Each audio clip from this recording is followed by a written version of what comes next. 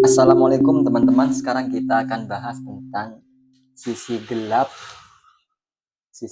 seorang PNS. Jadi ini mungkin bisa menjadi suatu kebenaran yang umum atau hanya oknum-oknum. Nah, coba kita bahas. Yang pertama itu sisi gelapnya di para PNS, pemborosan tenaga kerja.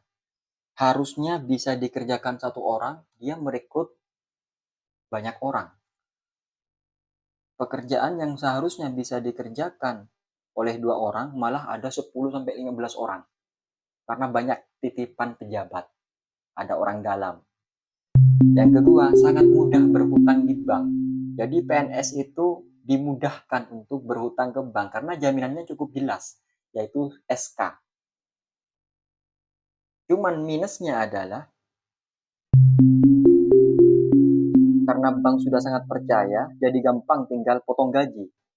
Nggak mesti ngejar-ngejar yang berhutang. Cuman minusnya, ada kisah juga seorang PNS itu karena bisa pinjam uang ke bank, dia pinjam uang lalu konsumtif, bukan untuk produktif. Sehingga tiap bulannya gaji yang dia miliki hanya untuk buat nyicil utangnya aja. Nah, PNS yang seperti ini hidupnya merana. Karena setiap bulan hanya untuk dibuat bayar nyicil pinjamannya aja. Dan orang-orang PNS ini rata-rata semua ya berhutang ke bank.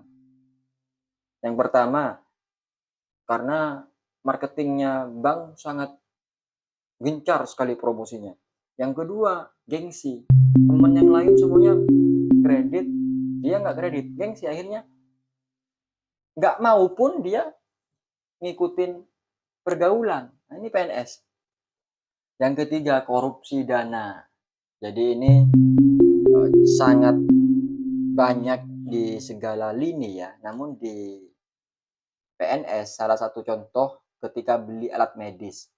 Pabrik biasanya memberikan 2 pilihan, mau harga maintenance atau tidak. Kalau tidak, pabrik lepas tangan jika ada kerusakan. Kalau tidak maintenance. Rumah sakit pemerintah biasanya mengambil harga non-maintenance karena bisa dikorupsi. Contoh, ada alat medis yang harganya 1 miliar tapi ditulis 3 miliar.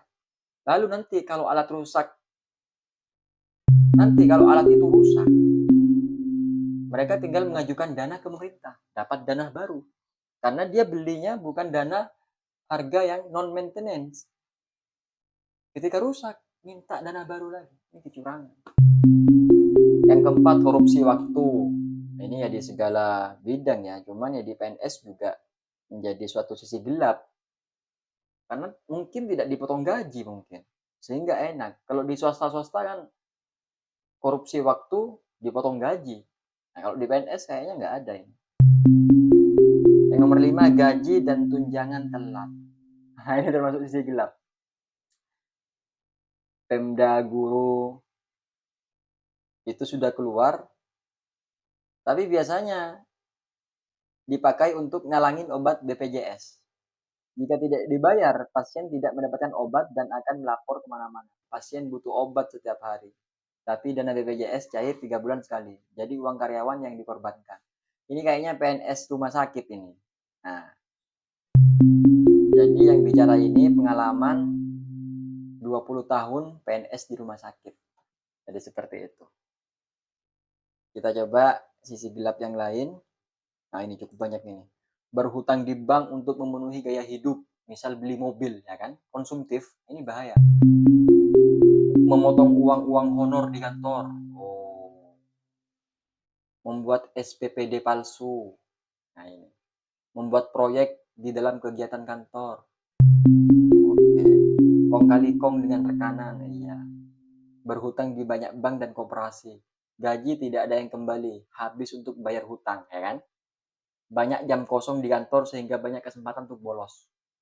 Kinerja hanya diukur dari absensi di kantor. Oh, selingkuh pada saat jam kerja, pesan kamar di hotel. Waduh, banyak PNS yang kawin lagi, langgar aturan PNS. Banyak PNS yang bermain TikTok. Ya nggak apa-apa lah. Tidak bisa mengatur utang, sehingga masa pensiun pun masih membayar hutang di bank. Hidup tak tenang karena banyak hutang, dekat dengan riba. Nah, ini semuanya kayaknya berkaitan dengan uang-uang hutang aja ini semuanya.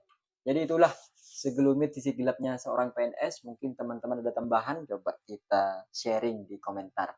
Assalamualaikum warahmatullahi wabarakatuh.